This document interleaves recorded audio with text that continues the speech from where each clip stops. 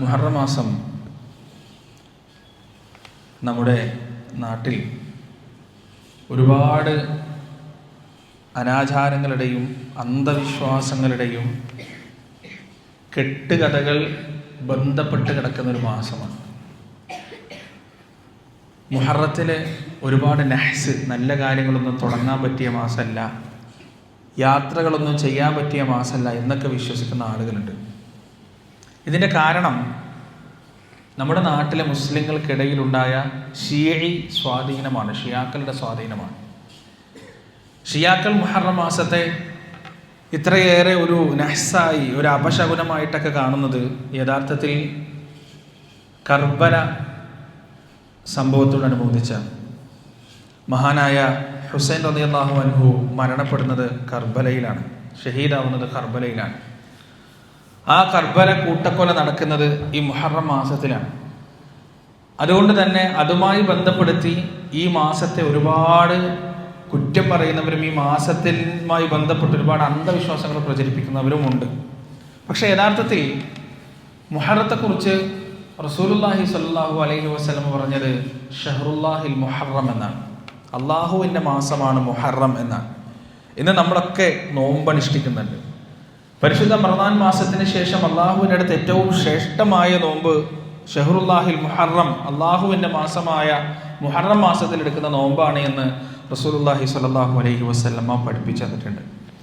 സഹോദരങ്ങളെ, ഇൻഷാ അല്ലാഹ് അള്ളാഹുവിൻ്റെ തൗഫീഖ് ഉണ്ടെങ്കിൽ ഈ വെള്ളിയാഴ്ചയും അടുത്ത വെള്ളിയാഴ്ചയുമായി എന്താണ് കർബല, അതുമായി ബന്ധപ്പെട്ട സംഭവ വികാസങ്ങൾ എന്തൊക്കെയാണ്, എന്താണ് ആ ചരിത്രം എന്ന് നിങ്ങളോട് പറയാനാണ് ആഗ്രഹിക്കുന്നത്. നമ്മൾ വർഷങ്ങൾക്ക് മുമ്പ് റമദാനിൽ ഒരു തറാവീഹിന് ശേഷം വളരെ ഹ്രസ്വമായി എന്താണ് കർബല എന്ന് വിശദീകരിച്ചിട്ടുണ്ടായിരുന്നു. ഇൻഷാ അല്ലാഹ് ഒന്നുകൂടി, അന്ന് നമ്മുടെ മുന്നിലിരിക്കുന്ന ഈ കുട്ടികളൊന്നും നമ്മുടെ കൂടെ ഇല്ല. അപ്പം ഇൻഷാ അല്ലാഹ് അവർക്ക് കൂടി കേൾക്കാനും പഠിക്കാനും എന്താണ് കർബല എന്ന് അഹ്ലുസുന്നയുടെ വീക്ഷണത്തിൽ കൃത്യമായി മനസ്സിലാക്കാനും വേണ്ടി ഈ ആഴ്ചയും അടുത്ത ആഴ്ചയും നമ്മൾ കർബല എന്ന വിഷയവുമായി ബന്ധപ്പെട്ടായിരിക്കും സംസാരിക്കുക. വളരെ ശ്രദ്ധയോടുകൂടി, വളരെ ആഗ്രഹത്തോടു കൂടി അത് കേൾക്കുകയും അതിൽ നിന്ന് പാഠം പഠിക്കുകയും ചെയ്യുക. അല്ലാഹു സുബ്ഹാനഹു വ തആല നമുക്ക് ഏവർക്കും തൗഫീഖ് നൽകുമാറാകട്ടെ. അവൻ്റെ ഏറ്റവും നല്ല അടിമകളായി ജീവിക്കുവാനും മരിക്കുവാനും അല്ലാഹു സുബ്ഹാനഹു വ തആല നമ്മെ ഏവരെയും അനുഗ്രഹിക്കുകയും ചെയ്യുമാറാകട്ടെ. മഹാനായ അലി റളിയല്ലാഹു അൻഹുവിൻ്റെ മരണം, അദ്ദേഹത്തിൻ്റെ വഫാത്ത്, അദ്ദേഹത്തെ വധിക്കുന്നത്, അദ്ദേഹത്തെ കൊലപ്പെടുത്തുന്നത് ഖവാരിജുകളാണ്. അദ്ദേഹത്തിൻ്റെ മരണത്തിന് ശേഷം മുസ്ലിം ലോകം രണ്ടായി പിരിയുന്നതായി നമുക്ക് കാണാൻ കഴിയും. അതിലൊന്ന് ഷാമിലെ മുസ്ലിങ്ങളാണ്, സിറിയക്കാരായ മുസ്ലിങ്ങൾ. അവർ മുആവിയ റളിയല്ലാഹു അൻഹുവിനെ ബൈഅത്ത് ചെയ്തു. രണ്ടാമത്തത് കൂഫക്കാരാണ്, കൂഫയുടെ നേതൃത്വത്തിലുള്ള കൂഫക്കാരായ ആളുകൾ മഹാനായ ഹസൻ റളിയല്ലാഹു അൻഹുവിനും ബൈഅത്ത് ചെയ്തു.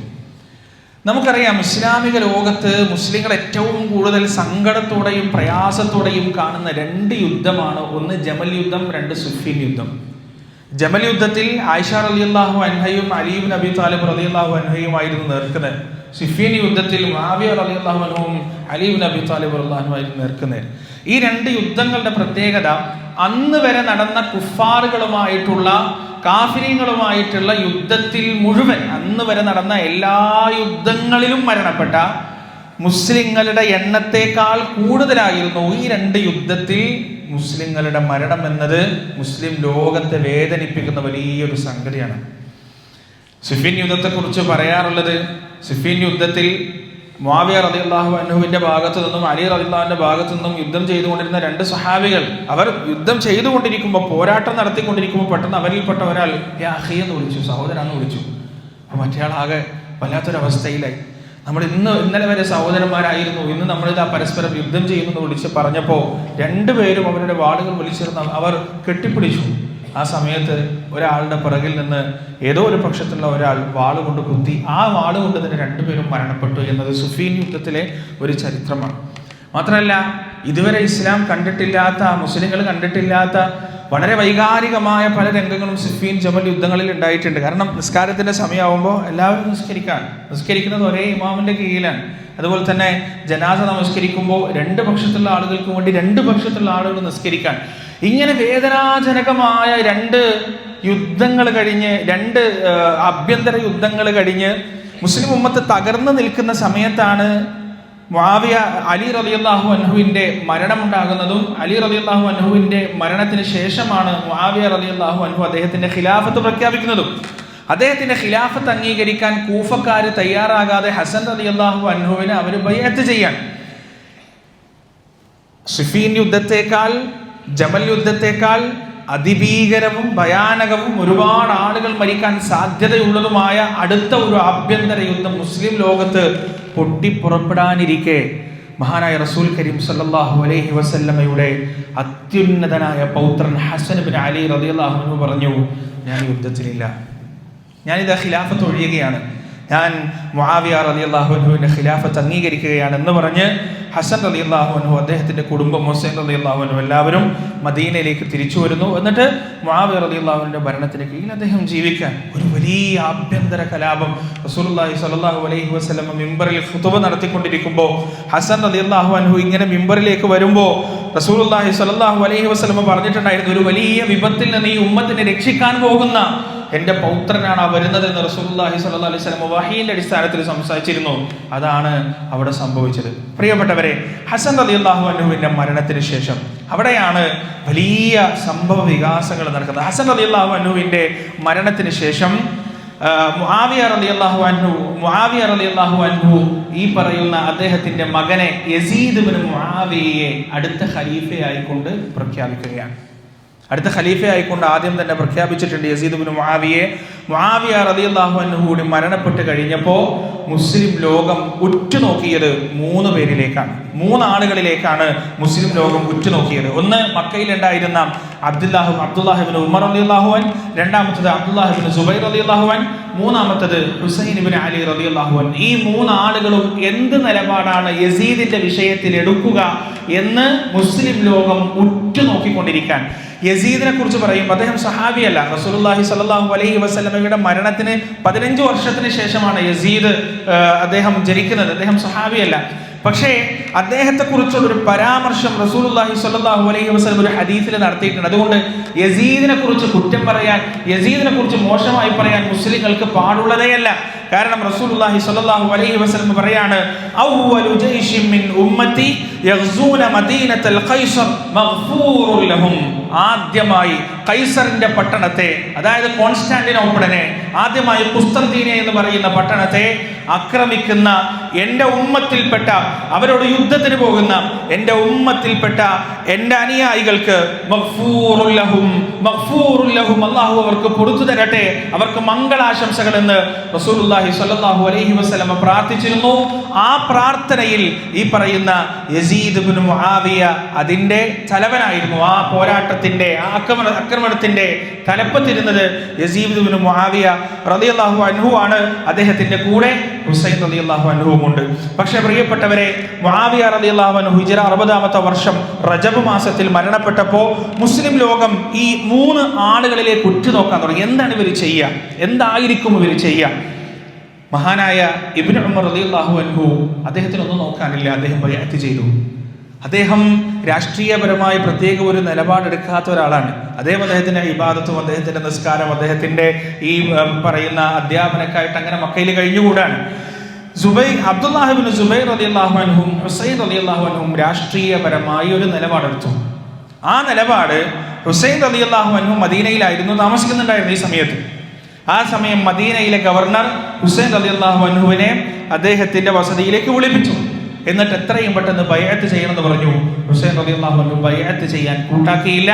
അന്ന് തന്നെ അദ്ദേഹം രാത്രിയിൽ മക്കയിലേക്ക് പുറപ്പെടുകയും ചെയ്തു. കാരണം മക്ക എന്ന് പറയുന്നത് മുആവിയ റളിയല്ലാഹു അൻഹുവിന്റെ ഉമവി വിരുദ്ധ വികാരം കൂടുതൽ നിലനിൽക്കുന്ന സ്ഥലമാണ് മക്ക.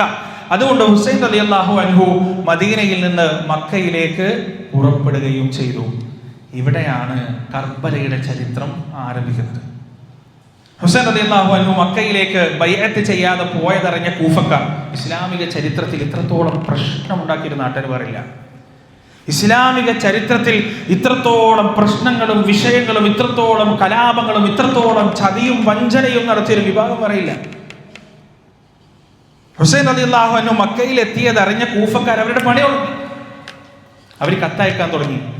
ഹുസൈൻ അങ്ങ് ഇങ്ങോട്ട് വാ, ബൈഅത്ത് ചെയ്യും ഞങ്ങൾ അങ്ങയ്ക്ക്, അങ്ങ് ഭരണം ഏറ്റെടുക്ക്, അങ്ങാണ് ഭരണത്തിന് അർഹൻ, യസീദ് ഭരണത്തിന് അർഹനല്ല എന്ന് പറഞ്ഞ് തുടരെ തുടരെ തുടരെ കത്തുകൾ അയക്കാൻ തുടങ്ങി, പ്രതിനിധികൾ വരാൻ തുടങ്ങി, നിരന്തരം സംസാരിക്കാൻ തുടങ്ങി. അവസാനം ഹുസൈൻ റളിയല്ലാഹു അൻഹു ഈ പറയുന്ന കത്തുകളെ കുറിച്ച് പറയുന്നത് ഒരു ഒട്ടകപ്പുറത്ത് വെക്കാൻ മാത്രമുള്ള അത്രയും കത്തുകൾ കൂഫയിൽ നിന്ന് ഹുസൈൻ റളിയല്ലാഹു വന്നു. അത്രയും പ്രതിനിധികൾ വന്നു അദ്ദേഹത്തോട് സംസാരിക്കാൻ. അങ്ങനെ അവസാനം ഹുസൈൻ റളിയല്ലാഹു അൻഹു തൻ്റെ മൂത്താപ്പയുടെ മകനായ തൻ്റെ കസിനായ അഖീൽ, മുസ്ലിം ഇബ്നു അഖീൽ റളിയല്ലാഹു അൻഹുവിനെ ഈ സംഗതിയുടെ നിജസ്ഥിതി അറിയാൻ, എന്താണ് കൂഫയിൽ നടക്കുന്നത്, ഈ വരുന്ന കത്തുകളൊക്കെ യാഥാർത്ഥ്യമാണോ, ഇതൊക്കെ ഉള്ളതാണോ, അതല്ലെങ്കിൽ വല്ല ചതിയോ ആണോ മറ്റോ ആണോ എന്നൊക്കെ അറിയുന്നതിന് വേണ്ടി മുസ്ലിം ഇബ്നു അഖീൽ റളിയല്ലാഹു അൻഹുവിനെ അദ്ദേഹം കൂഫയിലേക്ക് പറഞ്ഞയക്കുകയും ചെയ്തു. കൂഫയിലെത്തിയ മുസ്ലിം ഇബ്നു അഖീൽ റളിയല്ലാഹു അൻഹു കാണുന്നത് എന്താണെന്നറിയും? ആയിരക്കണക്കിന് ആളുകൾ അദ്ദേഹത്തെ വന്ന്, ചരിത്രം പറയുന്നു 12,000 ആളുകൾ അദ്ദേഹത്തെ അപ്പം തന്നെ ബൈഅത്ത്. 12,000 ആളുകൾ എന്ന് പറഞ്ഞാൽ ഒരാളിന്റെ കീഴിൽ 5, 6, 7, 8 ആളുകൾ ഉണ്ടാവും. അവരെ പ്രതിനിധീകരിച്ചിട്ടാണ് ഒരാൾ ബൈഅത്ത് ചെയ്യുക. അപ്പൊ ഏകദേശം ആ കൂഫയിൽ 40,000 ആളുകൾ ആയുധം എന്തിക്കൊണ്ട് മുസ്ലിം ഇബ്നു അഖീൽ റളിയല്ലാഹു അൻഹുവിന്റെ പിന്നിൽ ഉറച്ചു നിന്നോളാമെന്ന ഉറപ്പ് പറഞ്ഞിട്ട് ബൈഅത്ത് ചെയ്തു. ആളുകൾ ഇങ്ങനെ ഹുസൈൻ റളിയല്ലാഹു അൻഹു വരുന്നതിനെ കാത്തുനിന്ന് അദ്ദേഹത്തെ സ്വീകരിക്കാനുള്ള ആ ഒരു ജിജ്ഞാസയും ആഗ്രഹവും കൊണ്ട് അവരാകെ വല്ലാത്തൊരവസ്ഥയിൽ. മുസ്ലിം ഇബ്നു അഖീൽ റളിയല്ലാഹു അൻഹു അന്നേരം തന്നെ കത്തെഴുതി, ഹുസൈൻ റളിയല്ലാഹു അൻഹു കത്തെഴുതി, ഈ കത്ത് അങ്ങേക്ക് കിട്ടേണ്ട താമസം അവിടുന്ന് പുറപ്പെടുക. കാരണം ഇവിടെ എല്ലാവരും വളരെ നല്ല നിലയിൽ അനുകൂലമാണ്, വരുന്ന കത്തുകളൊക്കെ യാഥാർത്ഥ്യമാണ് എന്ന് പറഞ്ഞ് മുസ്ലിം ഇബ്നു അഖീൽ റളിയല്ലാഹു അൻഹു കത്തെഴുതി. ഈ പറയുന്ന ബൈഅത്തും ഈ പറയുന്ന മുസ്ലിം ഇബ്നു അഖീൽ റളിയല്ലാഹു അൻഹുവിന്റെ വരവും കാര്യങ്ങളുമെല്ലാം ആരറിഞ്ഞു? യസീദ് ഇബ്നു മുആവിയ അറിഞ്ഞു. അദ്ദേഹം ആ കാലഘട്ടത്തിൽ ഉണ്ടായിരുന്ന ഏറ്റവും കൗശലക്കാരനായ, മുസ്ലിം ലോകം മുഴുവൻ ഒരുപോലെ വിമർശിക്കുന്ന ഇബ്നു സിയാദ് എന്ന് പറയുന്ന ഒരു രാഷ്ട്രീയക്കാരനെ, ഇബ്നു സിയാദ് എന്ന് പറയുന്ന ഒരു സൈന്യാധിപനെ 17 ആളുകളെ മാത്രം അദ്ദേഹത്തിന്റെ കൂടെ പറഞ്ഞയച്ചിട്ട് കൂഫയിലേക്ക് നിയോഗിച്ചു. വലിയ സൈന്യമൊന്നുമില്ല, സൈനികമായി അട്ടിമറിക്കുക എന്നത് യസീദിന്റെ ഉദ്ദേശമായിരുന്നില്ല. അദ്ദേഹം 17 ആളുകൾ മാത്രം, ഈ 17 ആളുകൾ കുശാഗ്ര ബുദ്ധിക്കാരാണ്, കൗശലക്കാരാണ്. ഈ പറയുന്ന ഇബ്നു സിയാദ് അദ്ദേഹം 17 ആളുകളുമായി കൂഫയിലെത്തി. കൂഫയിൽ അദ്ദേഹം ഒരു സുബഹ് നമസ്കാരം കഴിഞ്ഞിട്ടാണ് കയറുന്നത്. അദ്ദേഹം കയറുമ്പോൾ അദ്ദേഹത്തിന്റെ മുഖം മറച്ച രീതിയിലായിരുന്നു. അദ്ദേഹം കൂഫയിലേക്ക് പ്രവേശിച്ചപ്പോൾ ജനങ്ങൾ അത് ഹുസൈൻ റളിയല്ലാഹു അൻഹു ആണെന്ന് വിചാരിച്ച് അദ്ദേഹത്തെ വിളിച്ചിട്ട് ഇബ്നു റസൂലുള്ളാഹ് എന്ന് പറഞ്ഞ് അദ്ദേഹത്തെ സ്വാഗതം ചെയ്യാൻ തുടങ്ങി, അദ്ദേഹത്തെ വാഴ്ത്താൻ തുടങ്ങി. ആ സമയം ഈ പറയുന്ന ഇബ്നു സിയാദിന് മനസ്സിലായി ഈ യസീദ് പറഞ്ഞിട്ടുള്ള ഹുസൈൻ റളിയല്ലാഹു അൻഹുവിനുള്ള വല്ലാത്തൊരു അനുകൂല മനോഭാവം ഇവിടെ ഉണ്ട് എന്നുള്ള കാര്യം എനിക്ക് മനസ്സിലായി. ഇബ്നു സിയാദിന് മനസ്സിലായി. അദ്ദേഹം ആദ്യം ചെയ്തെന്താണ്? അദ്ദേഹത്തിന്റെ ആ മനുഷ്യന്റെ കൗശലാണ്, അദ്ദേഹത്തിന്റെ കുതന്ത്രം. അദ്ദേഹം ആദ്യം ചെയ്തത് ഈ 17 ആളുകളുടെ കയ്യിൽ നിറയെ പണം കൊടുത്തു, ഒരുപാട് പണം കൊടുത്തു. എന്നിട്ട് ഈ പണം കൊടുത്തിട്ട് അവരോട് പറഞ്ഞു, നിങ്ങൾ എന്ത് ചെയ്യണം? ഷാമിൽ നിന്ന് വന്ന ഹുസൈനികളാണ്, ഷാമിൽ നിന്ന് വന്ന ഹുസൈൻ റളിയല്ലാഹു അൻഹുവിന്റെ അനുകൂലികളാണ് എന്ന് നിങ്ങൾ പറഞ്ഞു പരത്തണം. എന്നിട്ട് അതിന്റെ നേതൃത്വത്തിൽ ആരാണ് എന്ന് നിങ്ങൾ അറിയണം. ആ നേതൃത്വത്തിൽ ആരാണ്, എന്തിനാണ് നിങ്ങൾ അത് അറിയുന്നത്? ഈ പണം അവരെ ഏൽപ്പിക്കാൻ വേണ്ടിയാണ്, ഷാമിൽ നിന്ന് ഞങ്ങൾ സ്വരൂപിച്ചു കൊണ്ടുവന്ന പണമാണ്, അവരെ ഏൽപ്പിക്കുന്നതിന് വേണ്ടിയാണ് എന്ന് പറഞ്ഞ് ഈ പറയുന്ന മുസ്ലിം ഇബ്നു അഖീലിന്റെ അടുത്തേക്ക് നിങ്ങൾ എത്തിച്ചേരണം. കാരണം കൂഫ എന്ന് പറയുന്ന ആ വലിയ പട്ടണത്തിൽ മുസ്ലിം ഇബ്നു അഖീൽ എന്ന് പറയുന്ന മനുഷ്യനെ കണ്ടെത്തുക എന്നത് വളരെ പ്രയാസമാണ്. അതുകൊണ്ട് ഇത്തരത്തിലൊരു ബുദ്ധിയാണ് ഇബ്നു സിയാദ് ആദ്യമായി എടുത്തത്. അങ്ങനെ ഈ 17 പേരും നാടിന്റെ നാനാ മൂലകളിലും ഇറങ്ങി അവരിങ്ങനെ പ്രചരിപ്പിക്കാൻ തുടങ്ങി, ഞങ്ങൾ ഹുസൈൻ റളിയല്ലാഹു അൻഹുവിന്റെ അനുകൂലികളാണ്, ഞങ്ങൾ ഉദ്ദേശിക്കുന്നത് ഈ പണം അവരുടെ നേതാവിനെ ഏൽപ്പിക്കുക എന്നതാണ്. ആ സമയം മുആവിയ ഉമവി പക്ഷത്തുണ്ടായിരുന്ന ഹാനി ബിനു ഉർവ എന്ന് പറയുന്ന ഒരാൾ, അദ്ദേഹം യഥാർത്ഥത്തിൽ ഹുസൈൻ റളിയല്ലാഹു അൻഹുവിന്റെ അനുകൂലിയായിരുന്നു.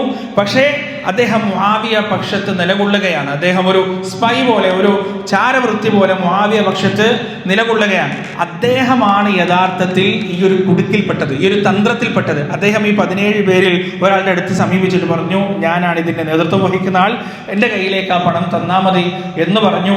ഈ സംഗതി ഇബ്നു സിയാദിന്റെ അടുത്തെത്തി. ഇബ്നു സിയാദ് ഹാനി ബിനു ഉർവയെ വിളിച്ചു, അദ്ദേഹത്തെ വിചാരണ ചെയ്തു. അദ്ദേഹം അത് നിഷേധിച്ചു. അദ്ദേഹം പറഞ്ഞു, ഞാൻ അങ്ങനെ ചെയ്തിട്ടില്ല.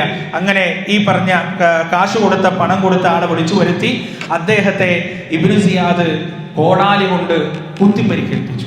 അദ്ദേഹത്തെ പീഡിപ്പിക്കാൻ തുടങ്ങിയപ്പോൾ അദ്ദേഹത്തിന്റെ ഗോത്രക്കാരായ ആളുകൾ ഇബ്നു സിയാദിന്റെ കോട്ടയുടെ പുറത്തു വന്നിട്ട് തമ്പടിച്ചു. ഞങ്ങളുടെ നേതാവിന് നിങ്ങൾ എന്തെങ്കിലും ചെയ്താൽ ഞങ്ങൾ യുദ്ധം ചെയ്യും, ഞങ്ങൾ കൃത്യം വലുതായ രീതിയിൽ പ്രതികരിക്കും. ആ സമയം അദ്ദേഹം പറഞ്ഞു, എനിക്ക് അദ്ദേഹത്തെ ഉപദ്രവിക്കണമെന്നില്ല, മുസ്ലിം ഇബ്നു അഖീലിനെ ഇവിടെ എത്തിക്കുകയാണെങ്കിൽ ഞാൻ അദ്ദേഹത്തെ ഉപദ്രവിക്കുകയില്ല. ഈ സമയം ഹാനി ഇബ്നു ഉർവ പിടിക്കപ്പെട്ടിട്ടുണ്ട്, ഇബ്നു സിയാദിന്റെ കസ്റ്റഡിയിലാണ് എന്നറിഞ്ഞ മുസ്ലിം ഇബ്നു അഖീൽ റളിയല്ലാഹു അൻഹു അദ്ദേഹത്തിന് ബൈഅത്ത് ചെയ്ത പട്ടാളക്കാരെ വിളിച്ചുകൂട്ടി. അവർക്കൊരു കോഡ് ഉണ്ടായിരുന്നു. ആ കോഡ് ചരിത്രം പറയുന്നത് യാ മൻസൂർ അമിത് എന്നാണ്. യാ മൻസൂർ അമിത് എന്നാണ് അവരുടെ ആ കോഡ് ഉണ്ടായിരുന്നത്. അങ്ങനെ ആ കോഡ് ഉപയോഗിച്ച് അദ്ദേഹത്തിനെ ബൈഅത്ത് ചെയ്തിരുന്ന ആളുകളെ മുഴുവൻ അദ്ദേഹം വിളിച്ചു ചേർക്കാൻ ശ്രമിച്ചു. ഇവിടെയാണ് കൂഫക്കാരുടെ, അതായത് ഇന്നത്തെ ഷിയാക്കളുടെ പൂർവികരുടെ ചതിയുടെ വഞ്ചനയുടെ ചരിത്രം തുടങ്ങുന്നത്. 40,000 ആളുകൾ മുസ്ലിം അഖീൽ റളിയല്ലാഹു അൻഹുവിന് ബൈഅത്ത് ചെയ്തിട്ടുണ്ട്. പക്ഷേ ഈ യാ മൻസൂർ അമിത് എന്ന് പറയുന്ന കോഡ് ഉപയോഗിച്ച് അദ്ദേഹം വിളിച്ചു ചേർക്കാൻ ശ്രമിച്ചപ്പോൾ കേവലം 4000 ആളുകൾ മാത്രമാണ് വന്നത്. 4000 ആളുകൾ മാത്രം. ഈ 4000 ആളുകളുമായി മുസ്ലിം ഇബ്നു അഖീൽ റളിയല്ലാഹു അൻഹു ഇബ്നു സിയാദിന്റെ കോട്ടയുടെ മുന്നിൽ ഉപരോധം തുടങ്ങി. പോരാട്ടത്തിന് വേണ്ടിയുള്ള ഉപരോധം തുടങ്ങി. പക്ഷേ ഇബ്നു സിയാദിന്റെ തന്ത്രം വാളുകൊണ്ടായിരുന്നില്ല. അയാൾ ആ കളികൾ മുഴുവൻ കളിച്ചിരുന്നത് സൈന്യത്തെ ഉപയോഗിച്ചോ ആയുധം ഉപയോഗിച്ചായിരുന്നില്ല. അയാൾ ആ കൂട്ടത്തിൽ ഏതൊക്കെ ഗോത്രങ്ങളുണ്ട് എന്ന് കൃത്യമായി പഠിച്ചു. ഈ 4000 ആളുകളിൽ ഏതൊക്കെ ഗോത്രങ്ങളുണ്ട് എന്ന് ഇബ്നു സിയാദ് കൃത്യമായി പഠിച്ചു. എന്നിട്ട് ആ ഗോത്രത്തിലെ തനിക്ക് വഴങ്ങുന്ന ആളുകളെ ഇബ്നു സിയാദ് കണ്ടെത്തി. എന്നിട്ട് ആ ആളുകൾ ഉപയോഗിച്ച് ആ കോട്ടവാതിലിൽ ഉപരോധം നടത്തുന്ന പട്ടാളക്കാരിലേക്ക് ഇടപെട്ടു. കൈക്കൂലി കൊടുക്കുന്നവർക്ക് കൈക്കൂലി കൊടുത്തു, ഭീഷണിപ്പെടുത്തേണ്ടവരെ ഭീഷണിപ്പെടുത്തി, പണം കൊടുക്കേണ്ടവരെ പണം കൊടുത്തു. അങ്ങനെ പാട്ടിലാക്കി. പ്രിയപ്പെട്ടവരെ, ചരിത്രം പറയുന്നു മഗ്രിബിനോടടുത്ത സമയമാകുമ്പോഴേക്ക് ഈ 4000-ൽ നിന്ന് 70 ആളുകൾ മാത്രം മുസ്ലിം ഇബ്നു അഖീൽ റളിയല്ലാഹു അൻഹുവിന്റെ പിന്നിലായി. 4000-ൽ നിന്ന് 70 ആളുകൾ ഒഴികെ ബാക്കി എല്ലാവരും പിരിഞ്ഞുപോയി. മഗ്രിബ് നമസ്കാരത്തിന് അദ്ദേഹം കൈകെട്ടി തിരിഞ്ഞു നോക്കുമ്പോൾ ഈ 70 ആളിൽ നിന്ന് 30 ആളുകൾ മാത്രം ബാക്കിയായി. നോക്കണം നിങ്ങൾ, ഇതാണ് കർബലയിലേക്ക് എത്തിച്ച, കർബല എന്ന മഹാദുരന്തത്തിലേക്ക് എത്തിച്ച ചതിയുടെയും വഞ്ചനയുടെയും കഥയാണ്. ഈ കാണുന്ന ആയിരക്കണക്കിന് കത്തുകൾ മക്കയിലേക്ക് എത്തിയിട്ടാണ് മുസ്ലിം ഇബ്നു അഖീലിനെ നിജസ്ഥിതി അറിയുന്നതിന് വേണ്ടി ഹുസൈൻ റളിയല്ലാഹു അൻഹു പറഞ്ഞയച്ചത്.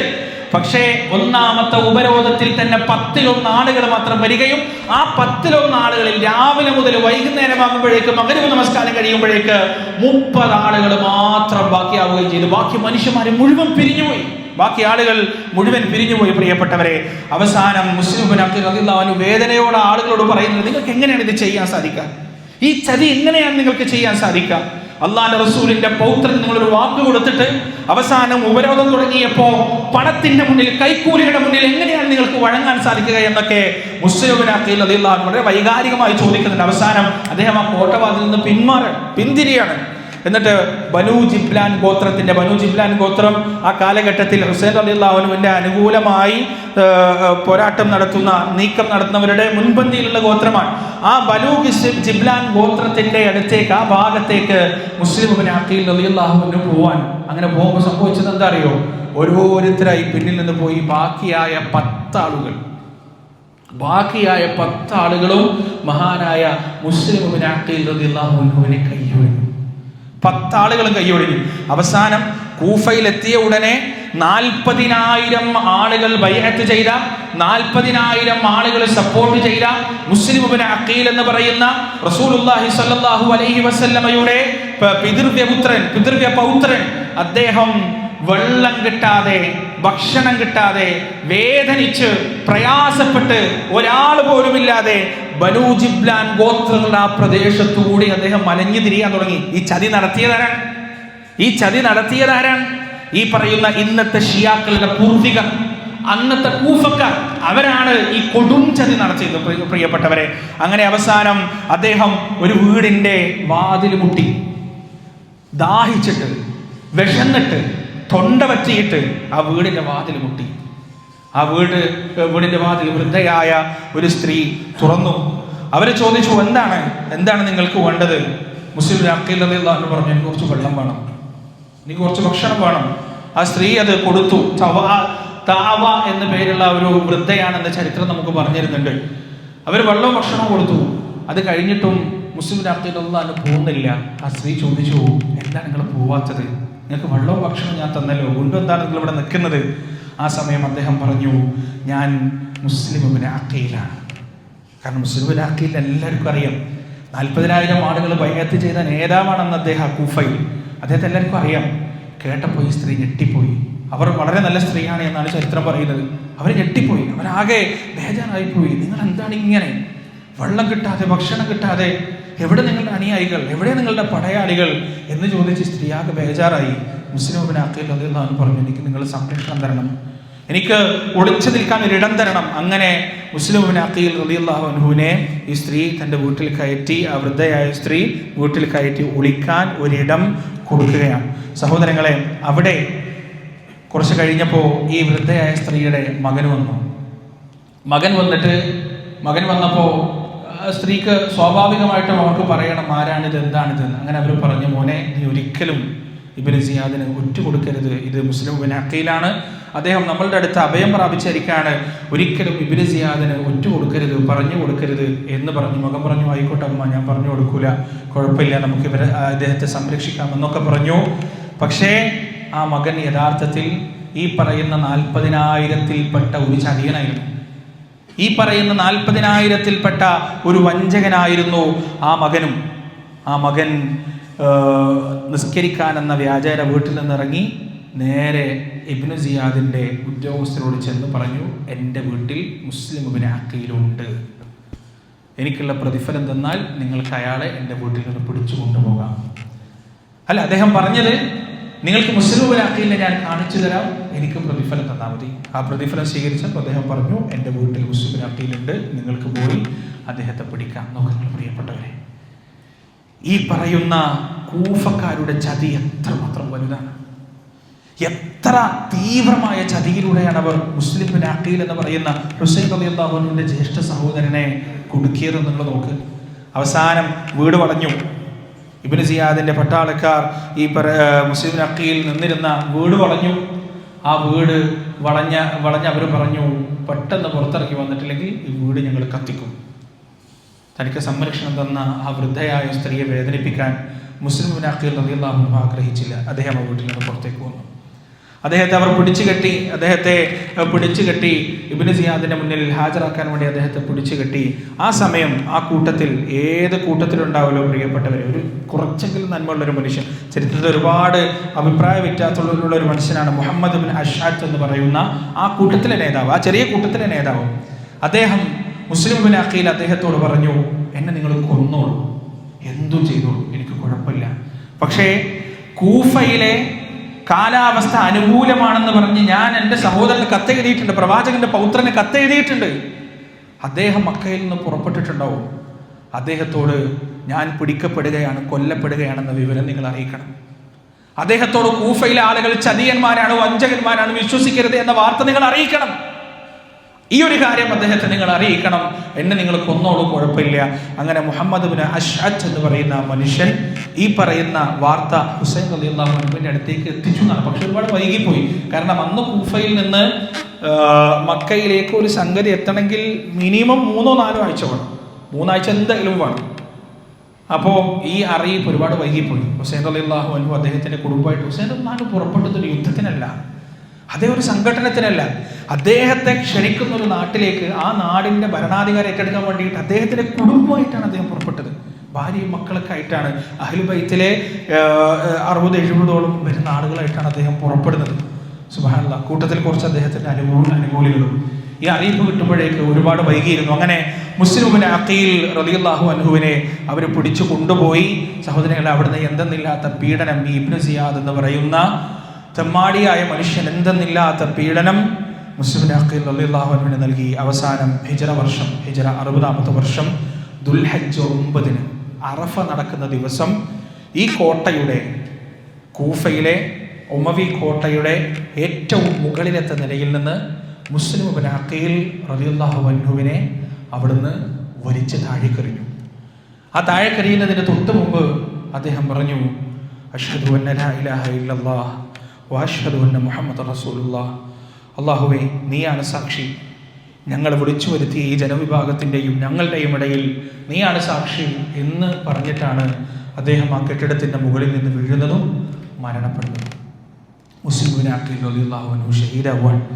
പക്ഷേ ഈ വാർത്തകളൊന്നും അറിയാതെ മക്കയിൽ നിന്ന് തങ്ങളെ ക്ഷണിച്ച ആ ഒരു ആളുകളുടെ ക്ഷണം സ്വീകരിച്ചുകൊണ്ട് ഹുസൈൻ റളിയല്ലാഹു അൻഹും കൂട്ടരും പുറപ്പെടുകയും ചെയ്തു. ഇൻഷാ അല്ലാഹ് ബാക്കി ഭാഗം നമുക്ക് അടുത്ത ആഴ്ച പറയാം. അസ്തഗ്ഫിറുല്ലാഹ ലി വലക്കും വഅൻ ജമീഇൽ മുസ്ലിമീന അജ്മഈൻ വസ്തഗ്ഫിറുഹു ഇന്നഹു ഹുവൽ ഗഫൂറുർ റഹീം.